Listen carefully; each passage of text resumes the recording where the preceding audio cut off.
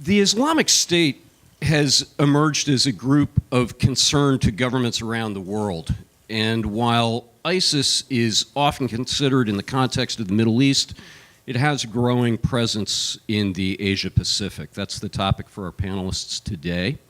We're fortunate to have three journalists experienced in covering the region, each, as Susan mentioned, a participant in an East-West Center media program. I am as well. Just a note on logistics, I'm going to spend some time with each of the panelists, but I promise to leave time for questions from the audience as well.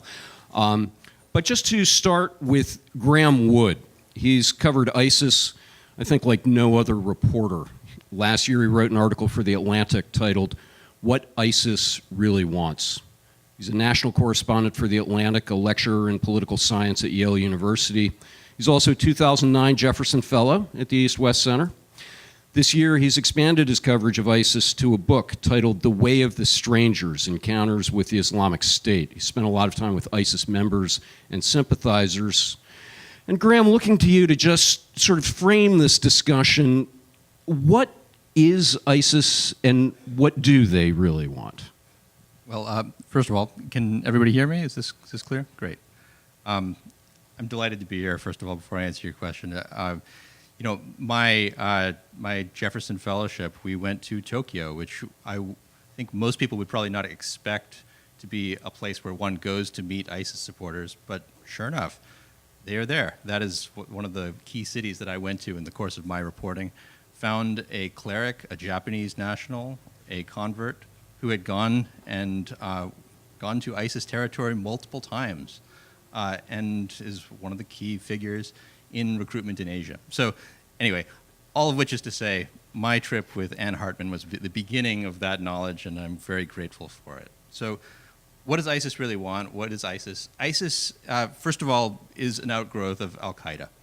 And it is, you could think of it as a kind of 2.0, a revision of Al-Qaeda, and an attempt to take all the things that Al-Qaeda did wrong, all the things that Al-Qaeda became ineffective at, and to correct them. So ISIS watched Al-Qaeda have its big victory on 9/11, and they said, all right, as of about September 12th, 2001, they were saying, all right, is this really going to be enough? What's going to happen after this? There will be perhaps a big military response, and then what happens? We've just lost our sanctuaries, and maybe we get reduced to something even weaker than we had on September 10th, 2001. So ISIS comes along and says, what Al-Qaeda was doing wrong was focusing on these big, spectacular attacks at the expense of attention to theology, to Islamic law, and to what they thought of, ISIS thought of, as something that could bind Muslims worldwide. Whereas Al-Qaeda had focused on these fairly small regional political activities, which they thought would be that would be a better way to in a longer horizon, bind together the Muslim population of the world. So what ISIS said was, we need to focus on theology, focus on law, and impress upon Muslims worldwide their obligation all to go to ISIS territory, all to act as one body, and to follow one person, the caliph. So that's what we have now, is the ISIS caliphate. So before we get to ISIS in Asia, there have been claims from ISIS, attributed to ISIS, concerning the mass shooting in Las Vegas. Can you go through, help us with that, decipher, if you will? I could try to decipher, but for me too, this still remains quite encoded. ISIS claimed through first its unofficial media outlet called Amaq News Agency that they were behind the Las Vegas massacre. Then they doubled down. They put out through their official media organization a statement that the Las Vegas attacker had recently converted and was working undercover on behalf of ISIS. And as recently as just this morning, ISIS's weekly official newspaper came out. It's called An-Naba, and it says that it added one more detail, saying that the killer converted exactly 6 months ago. Now, it has given zero evidence for this. There is nothing that they have said that they could know, that they would know, that they couldn't have figured out from just reading the newspaper. Now, that said, and this is what makes me uneasy about just dismissing this claim, their claims tend to have been true. They've been borne out in the past. So Rukmini Callimachi of the New York Times just said she counted the claims. There had been about 50 of them of overseas operations. And of those, really just 2 or 3 seem not to have been true. The rest of them do seem to have been perpetrated by people who were acting in ISIS's name. So for ISIS to say this, it really does hazard their credibility if it's false. So far, again, no evidence that it's true, but a lot of good track record of those claims having later been borne out. You've spent a lot of time with ISIS members, with ISIS sympathizers, including in the Asia Pacific. What, lay out for us, if you will, differences that you see in terms of what we may think of as ISIS in the Middle East, ISIS in the Asia Pacific, ISIS in Southeast Asia? Yeah, that's a great question. So in some ways, ISIS is the same everywhere you go. Impressing on its followers the requirement of theological, legal, religious uniformity is really step one.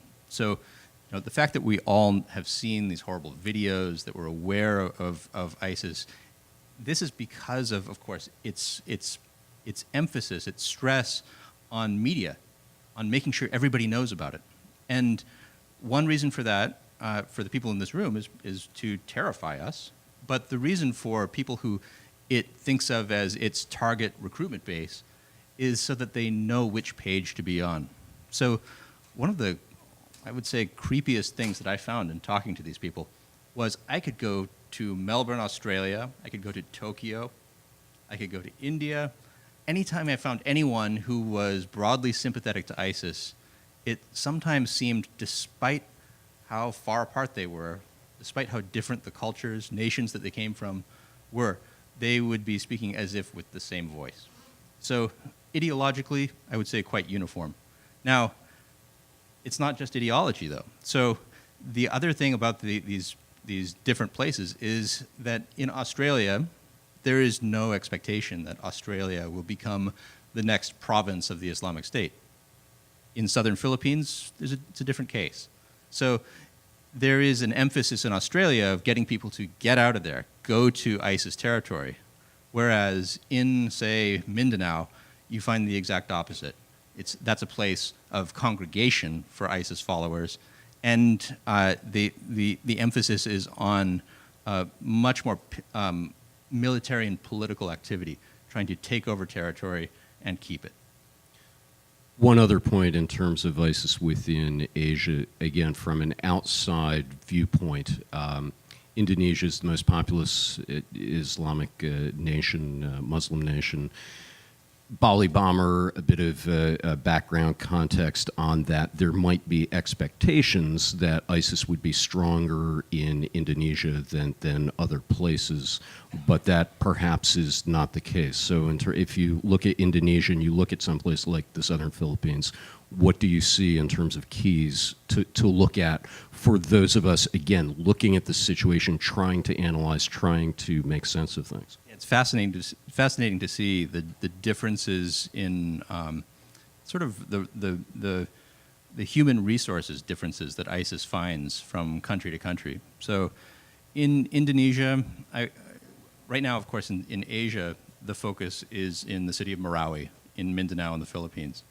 But what you see is that most of the fighters are coming from the Philippines. But the ideology seems almost entirely to have come through a conduit that came through Malaysia. And the role of Indonesia has been largely for money. So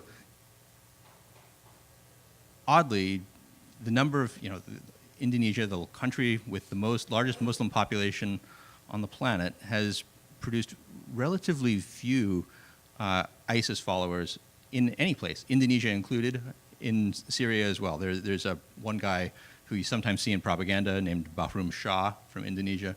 But one out of a country of many millions is not so many. So what I think might account for that is in Indonesia, there are areas with a fairly rigid adherence to a form of conservative Islam, and it finds expression in government. I was just in Aceh a month and a half ago, and if you want to go in Indonesia to a place where Sharia law is observed, you can do that, and it will find a much milder expression in Aceh than you'd find in the Islamic State. But there does seem to be a kind of substitution process that happens, where if you have access to one, then it sates your hunger for the much worse version that you'd find in Syria. Graham, thanks. We'll be coming back to you, I'm sure. Our next panelist has firsthand experience not only in the Philippines, also specifically in Mindanao, his home island. John Neary is associate editor and opinion columnist at the Philippine Daily Inquirer in Manila. He's an award-winning investigative journalist with a weekly column called Newsstand. He's also author of a book, Revolutionary Spirit, Jose Rizal in Southeast Asia. He's been a Nieman Fellow at Harvard, and of course, a Jefferson Fellow, 2005, here at the East-West Center. John, starting with an overview from your perspective, how would you characterize the presence of ISIS in the Philippines? Thanks, Bill. Happy to be back here. I would characterize it first as, number one, it is in fact present, and number two, it has the potential to recruit large numbers of members. And the longer the conflict in Marawi takes to resolve, the larger that potential is to recruit members. So for the first time, the Philippine government has officially accepted the fact that ISIS is in fact in the Philippines. If you trace its roots, I think you go to around the time that al-Baghdadi announced the formation of the caliphate. Very soon after, there were groups in the Philippines that pledged allegiance. But the Philippine intelligence community at the time thought that was just all, just wordplay and so on.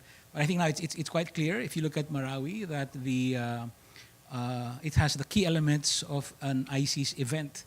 It's well organized, well planned. It has heavy social media amplification.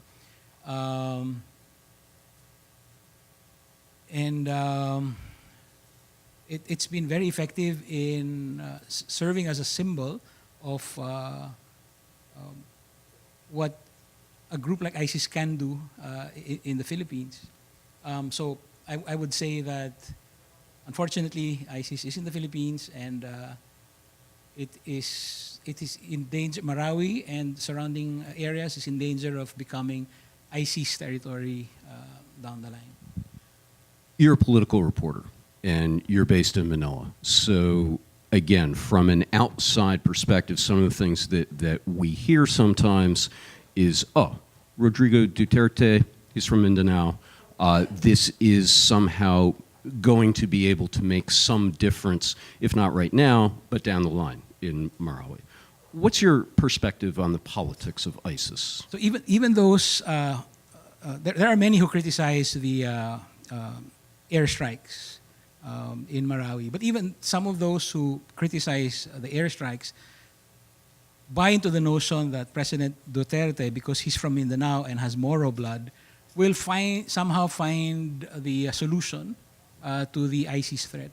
I'm afraid that's a misplaced faith in this president.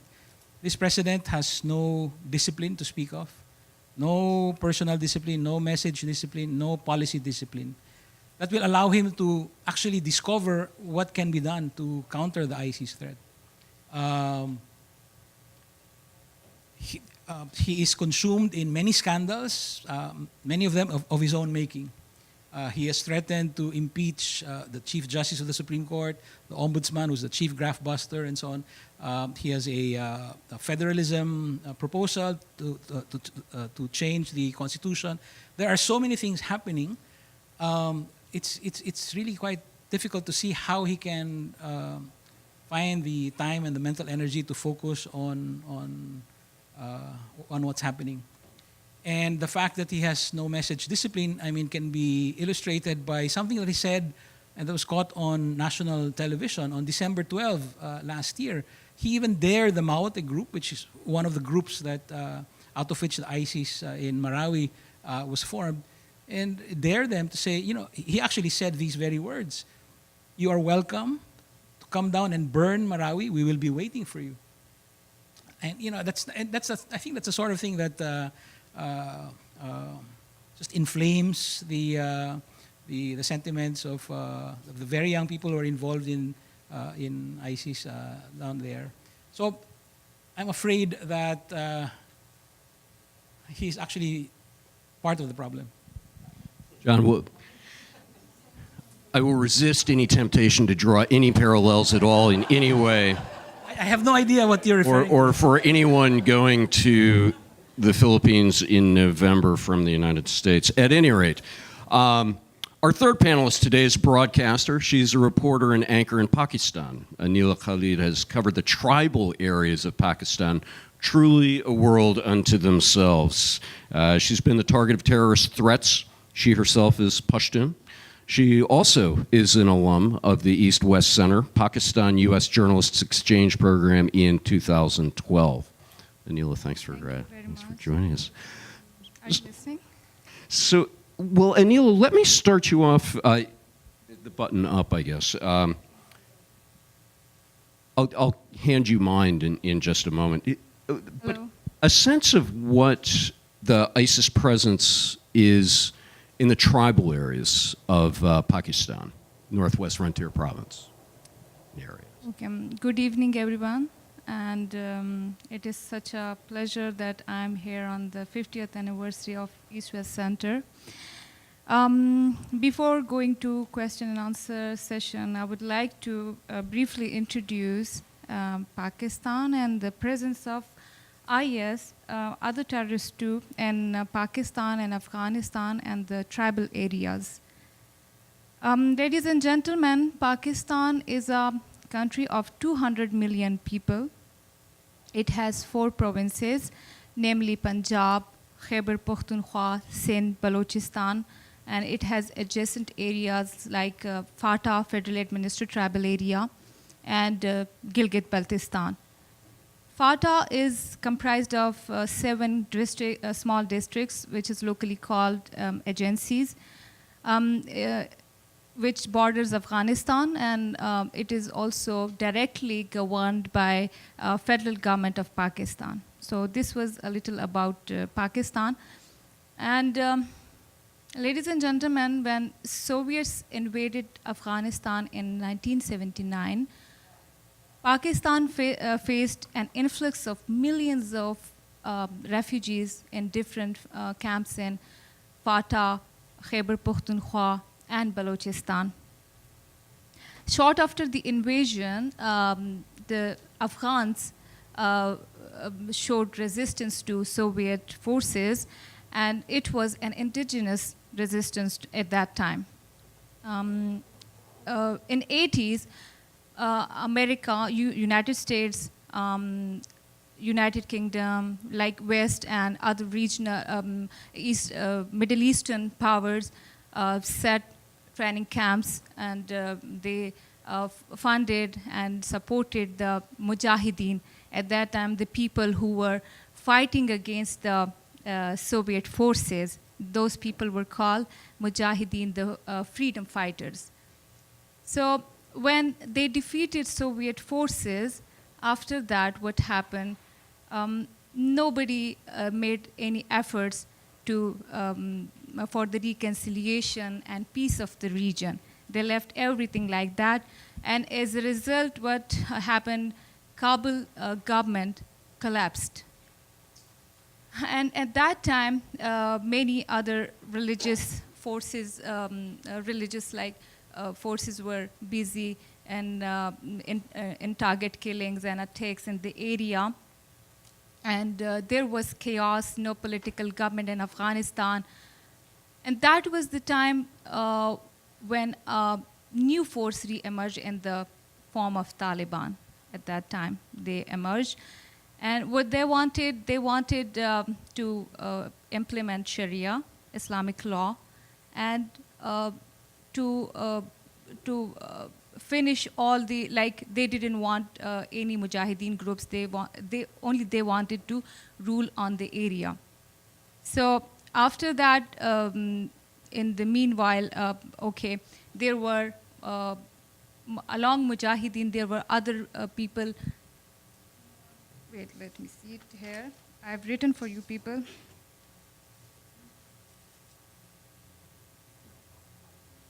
Excuse me. So in the area, there were, along Mujahideen, there were other people from Africa and Arab, and they created Al-Qaeda in the area. So that resulted in 9/11. All of you know about that. And after that, after Pakistani Taliban came in 2004 in Afghanistan and Pakistan. I want to leave enough time to be able to hear from the audience and hear what you would like to hear. So if you have a question and you have a particular area that you would like to direct it in, come to one of the microphones. There's 2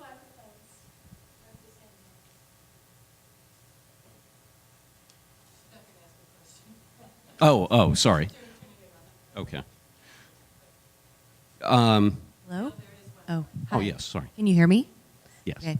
My question is about the recruitment mechanisms. I mean, clearly a lot has to do with people living in a state of poverty and being disaffected by political systems.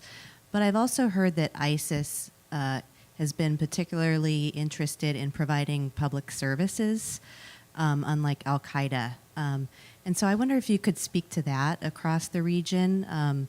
Is that a significant reason for people being attracted to them?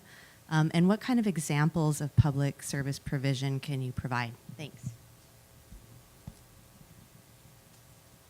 Yeah, that's an excellent distinction. So I'll give you an example of when Al-Qaeda had a chance to do what you're describing, provide public services. In Yemen, in about 2011, 2012, there was a chance where Al-Qaeda in Yemen had the chance to take territory, and they were basically swatted down by Al-Qaeda Central and told, if we do that, then people are going to expect us to run hospitals, to vaccinate their kids, to pick up trash, and we're not ready to do that. So ISIS, as you say, did exactly the opposite.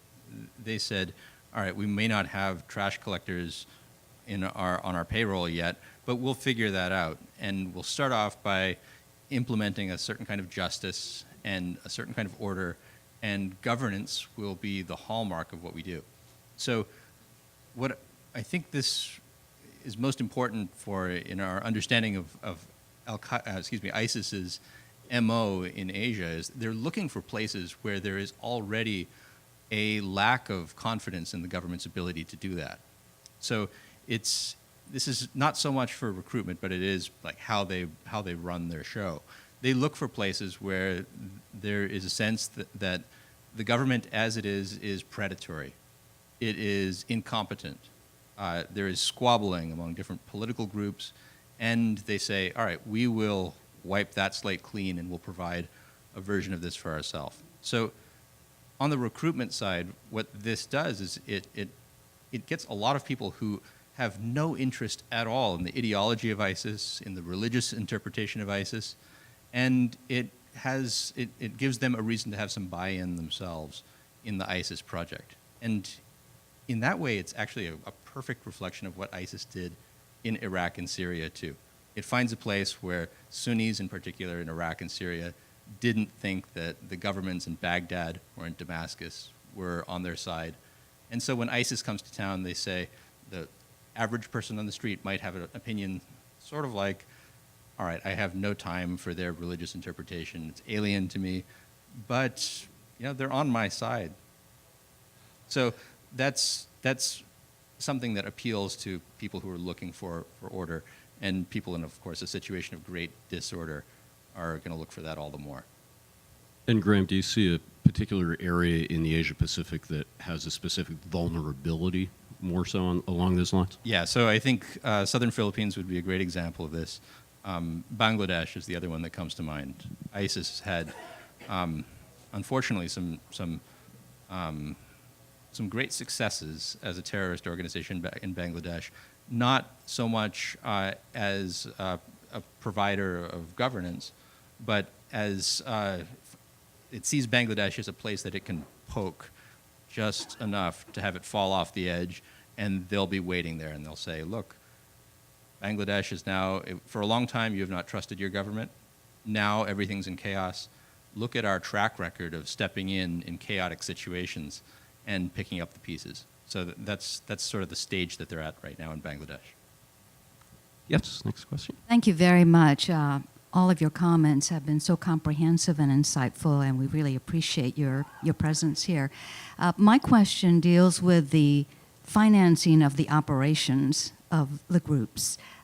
We've heard about oil revenues, we've heard about kidnapping, but do they have like a tax system? Do they have a financial advisor? Do they have like a board of governors? How do they get their revenues and sustain themselves to continue as ISIS? So I'll speak to ISIS in general. I actually don't know very much about the financing in the Asian provinces of ISIS. But in ISIS's main way of getting revenue is taxation. They skim off the top, they steal, and that's pretty much it right there. Money laundering, criminal activity, that is usually before they take territory. They're very big, and they're kind of mafia before they take territory. And then as mafia, they become a government. But when you say taxing, what do they do? Do they go to the farms and say, okay, you owe us 10% of your crop, or you're a heroin dealer, so you have to give us 20%? I mean, how do they collect the taxes? Is it intimidation? Is it like, hand it over, we'll kill you? I mean, what's the system here? Well, in Syria and Iraq, I mean, they collect tax by being the government, and maybe that means intimidation, but they will come to you and say, look, you're bringing in a truckload of oranges to the city, you're going to sell it, and we take a particular percentage of it. So, I mean, they control the territory, and so they control the commerce that goes in and out and are able to take their cut.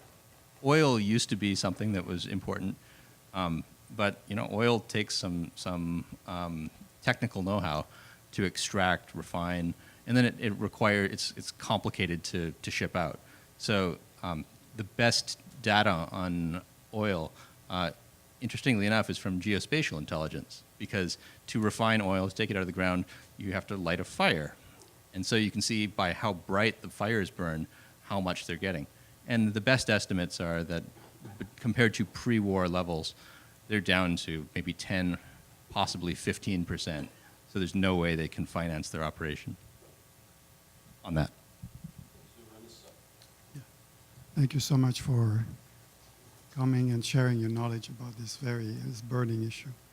I have two questions. The first one related to financings.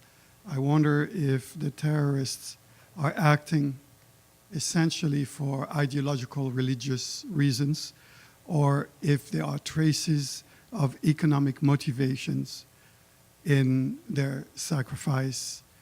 Do their family benefit from their act of terrorism? And is it a path that we could follow to try to counteract them? The second is precisely about the fight against ISIS. Are military means sufficient? What are the other paths that we can use to basically deflate their movement or their actions, ideological, cultural, etc.? Is there any area where they're very sensitive or vulnerable? So what was your second question? The second question is how we can fight them. Is the military action sufficient? What can be done that is not done, that hasn't been done yet, or maybe with sufficient means to deflate their movement, to basically pull the carpet from under their feet. So I'll speak to the first part about economic motivation versus ideological motivation. I think in our discussion of governance a second ago, you sort of see how it can be on a broadly comprehensible, rational basis. You can see what the value proposition of ISIS might be. It provides safety, provides an ability to predict what the government is going to do, how it's going to treat you. So that's sort of like that's a material benefit that it offers to people in a chaotic situation. Now, what I think we miss though from that is what happens when ISIS stays. So ISIS, it achieves that kind of monopoly on the use of force. It allows people to know that there is a predictable government. And then after it does that, we've seen again and again, it then implements an ideological program that's very unpopular among the people who were happy for its presence for reasons of stability and governance. So in Iraq and in Syria, you start getting people who are saying, I'm happy to have a government that's stable, but I'm going to get out of here as soon as you start forcing me to pray a particular way, trim my trouser legs, and so on. Same thing in the southern Philippines, where there was very quickly there's a military operation, and then it's followed up with something that is generally quite unpopular, which is an implementation of religious law that is not indigenous to Mindanao and that is not very popular. So that's roughly the two-step that it follows. And John, if I might, on the second part of that, on the vulnerability of ISIS. Now, southern Philippines is an area where there is an establishment now, and there have been actions taken by the Philippine government. I'm thinking of President Duterte declaring martial law for all of Mindanao, the Supreme Court of the Philippines upholding that decision. What do you see happening with that? Oh, I think that was again. I think that was a mistake. I keep stressing that Mindanao is a large place. It's about 3 times the size of Taiwan, and we're looking at maybe 10% of the total land area.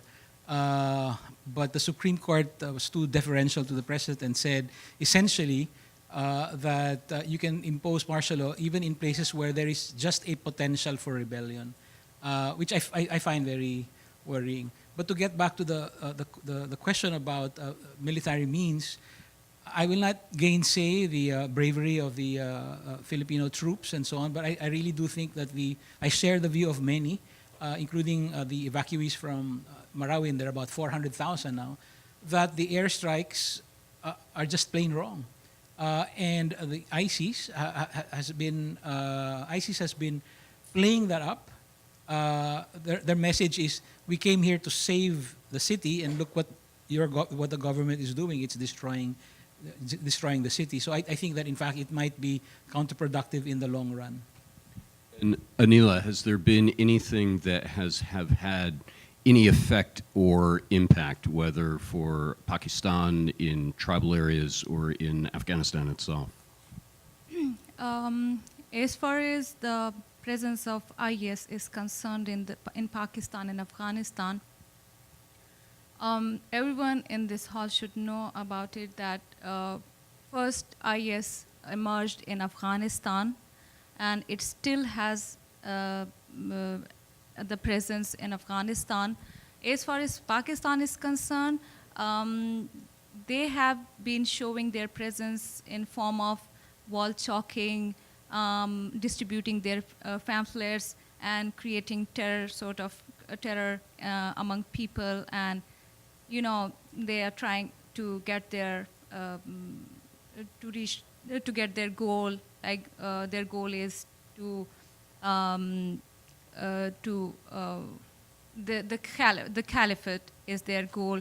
They want to rule on Muslim world, Muslims living in different parts of the world. That is their goal. And currently, the Pakistani government is denying their presence. they say that there are no IS present in the country. Where this is in Afghanistan, they are there, very much there. But other terrorist groups in Pakistan, their people, they have shown interest to join IS. So in that way, they have become a threat for Pakistan and for its people, because people from other terrorist groups are joining IS, and they have already announced it as well. So yes, Pakistani people are they are like all other people. They're also scared of them, and some young people, educated people are also. Some people are impressed from them. They want to join them, which has become not all of them, but there are people like other young people in the world. There are people in Pakistan too who would want to join IS. Their agenda attract them. And back to the power of recruitment and the previous points on that. Thank you. Yes.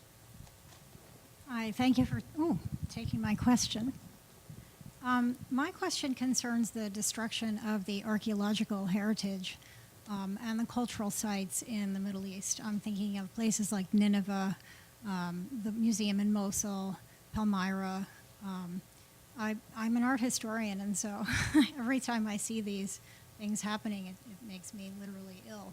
And I'm wondering if you could speak to that and what you think is the true motivation for what is happening there, and how we can prevent it, because we seem to talk a lot about what to do after the fact, and we don't do enough before it happens. Yeah, the images that ISIS put out of iconoclasm were shocking. I mean, it's as crude as videos of guys with sledgehammers going through the Museum of Mosul and destroying everything they could find. Now, what can we do about that? Nothing, as long as ISIS controls those places. There's literally nothing that can be done. The trade in antiquities that ISIS has been taking part in has actually been pretty small. They've been much more interested in destroying things than in selling things. And why do they do that? One reason is because we see these things and we're horrified by them. Another reason is because their whole proposition to people is to say, we are like the original Muslims. We are doing what the Prophet did when he went back to the city of Mecca and destroyed the icons that were in the Kaaba. Now, most Muslims have no impulse to do this, so it's a very eccentric reading of things. But when they do this, when they show themselves finding pre-Islamic ruins, antiquities, and destroying them, they say, look, we are replicating the acts of the Prophet in detail. And for the people who are looking for that kind of thing, that they find it. What do we do about it? Now that we have, we collectively, the world that is not ISIS, have retaken this space, the first thing to do, of course, is just to catalog what's left. We've got whole sites like Hatra, city of Nineveh, that have been pounded into the dust. And it's not quite yet possible from a security standpoint to send in your colleagues to do this. So it's first we need to achieve stability in that, and then after that, do a proper census of what we've got. Do you mind if I ask another question as long as I'm here? You have the microphone. Thank you. I know the focus is ISIS in Asia, but we hear about so many attacks day after day in Europe, and it seems as if, unfortunately, France is an epicenter. And I wonder if you have any theories, any of you, about why France is in particular being targeted, it seems even more than other European countries, and why, thank heavens, Italy, knock wood, so far hasn't been a target. If there's any way you can explain that. I think of ISIS as, in most places, a kind of opportunistic infection. And in France, that's clearly the case. ISIS is capable of attacking there, therefore they do. For reasons that have a lot to do with France's history in the last 200 years, there are communities ringing Paris, the banlieue, that are places where ISIS has A, support, and then B, the ability to plan and to move. So, yeah, it's not any surprise to anybody who has watched those communities that they would have enough people who are excited by the ISIS project to wreak some real havoc. Is there any reason you think that Italy has been spared? Italy does not have the same history, it does not have the same demographics, and it's been spared in part because of that. I mean, you can see, it's fascinating to me to see how a national barrier, a line in a map can make a big difference. So between Belgium and Holland, to give another example, Holland has had basically nothing in the way of ISIS attacks. Belgium has had some serious ones. Why is that? Well, it has something to do with the long political history of Belgium and its relationship with its colonies.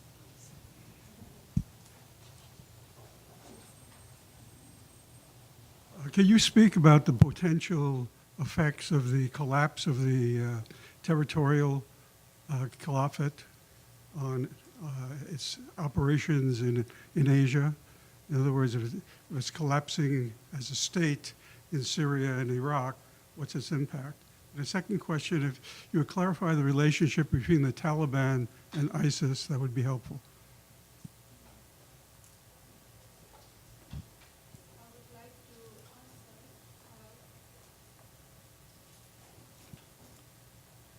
I would like to answer your second question, the difference between Taliban and IS, Islamic State. Islamic State is having a greater goal. Their goal is to rule on Muslim world, Muslims living in any corner of the world. And they want to implement Sharia, Islamic Caliphate in the world. Whereas Taliban have their agenda is very local. They want to fight against the foreigners who go to their areas for their own ulterior motives. They don't want their presence there. And after that, they want to implement Sharia Islamic law in their areas, like the Afghani Taliban want to implement Sharia in their country, whereas Pakistani Taliban implement Sharia in their own countries.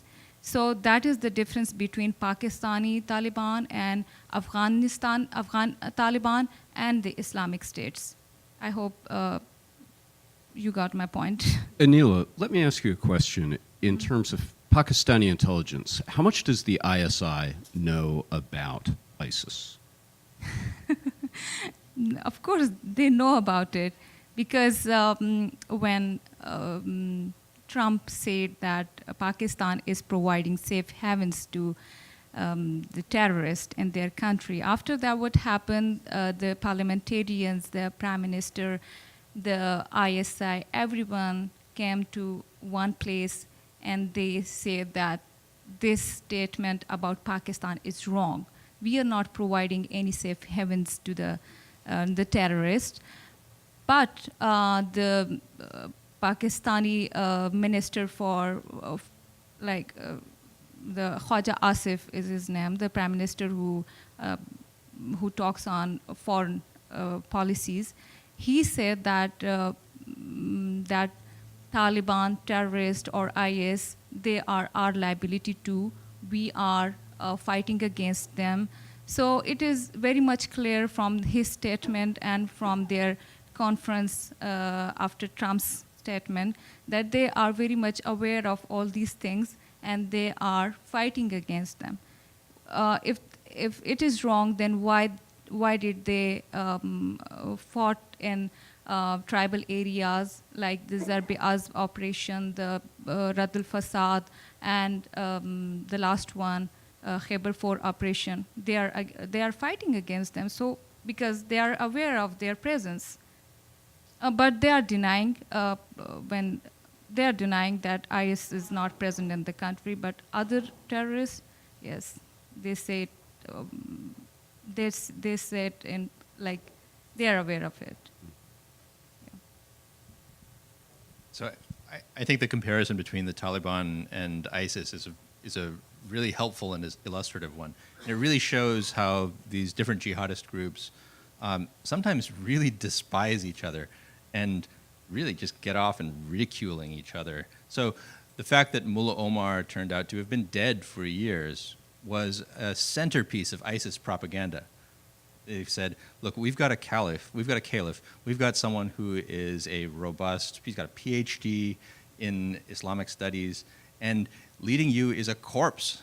They said, look, you, the Taliban, you... Worse than an academic. They said to the Taliban, you have been an agent of the Pakistani ISI. You've received delegations. You have acted as their proxy. We recognize no law but God's, and so we will not even exchange an ambassador with another country, let alone act at their behest. So it's a very acrimonious relationship between the two. Now, on the question about what happens after ISIS loses territory, ISIS lost its last really big city in Iraq just in the last 24 hours. So it's well on the way to losing its territory all over the core area that we associate with it in Iraq and Syria. But, you know, one of the first people I spoke to who was associated with ISIS was an Australian cleric, and he said, you have to understand the legal nature of the caliphate. We're not choosing this form of government just because we like it. We are told that there are particular obligations Muslims have. They can't live in just any government. And what constitutes a caliphate? Well, it has to have a caliph. He has to fulfill a few criteria, and he has to be able to rule territory. So I asked, well, how much territory does he need? And he said, well, there is a saying of the Prophet that if the caliph is able to implement law on one street in one village, then the caliphate lives. That's enough. So what I think ISIS, at least the hardcore ideological ISIS types, what they're thinking as ISIS loses territory is that, well, we've still got a street somewhere. And when it's looking for places in Bangladesh or in the Philippines, it is thinking of its project as being sort of like one of those trick birthday candles where you blow it out, but there's a spark in there somewhere and it comes right back up. So it's looking for places where, again, it can be that opportunistic infection. I think perhaps, yes, maybe one more or Aloha. two more. Back. Aloha. Thank you so much. I learned so much about ISIS and some of the impact that it's having in the region. And it seems to me that the appearance of an organization like ISIS is not so much that it didn't seem to me from what I was hearing that it wasn't really the emergence of ISIS that was the sort of deeper issue, but it's the vacuum that's created by lack of creation of infrastructure, lack of creation of economic opportunity and things like that in these different regions that you were talking about that was the real issue. And so when looking at then sort of the retreat of ISIS, now you mentioned the retreat of ISIS in these different regions, what are those?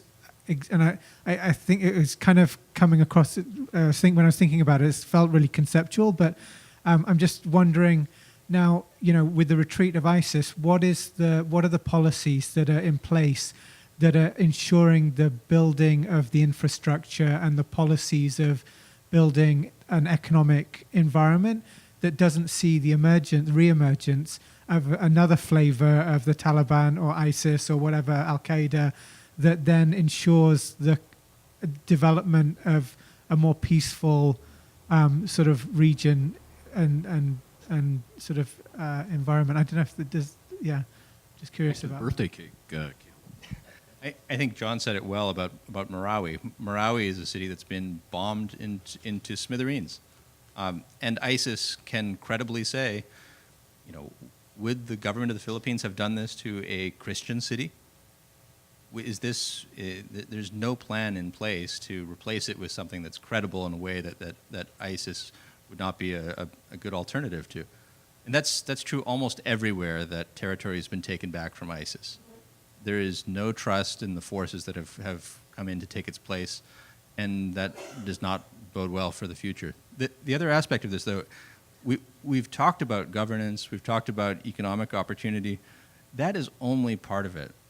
Now, once ISIS takes root, it is not about economics. It's about something else. It's about the ability to take that space and to use it for ideological and religious purposes.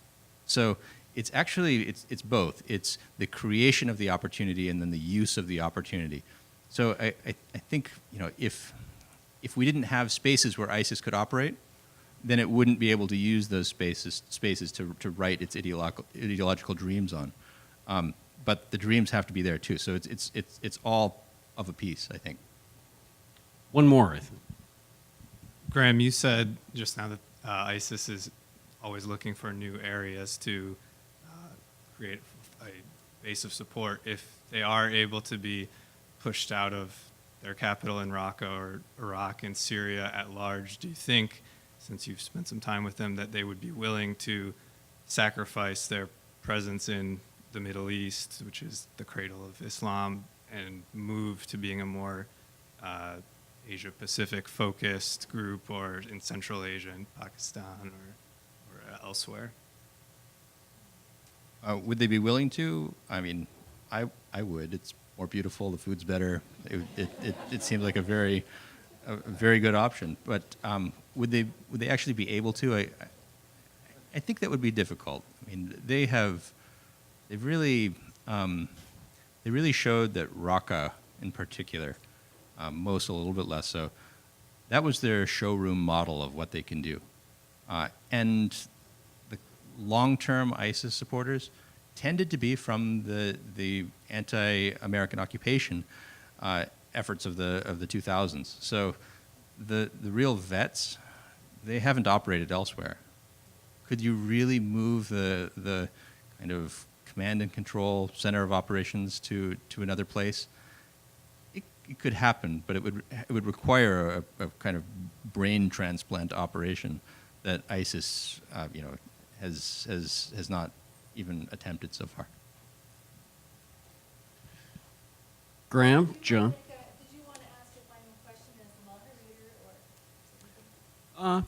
I'm okay. Any closing thoughts?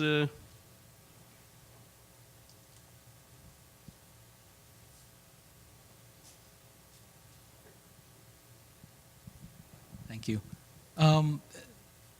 The second to the last question about infrastructure, I think that there is a major rehabilitation campaign that is in the works in the Philippines.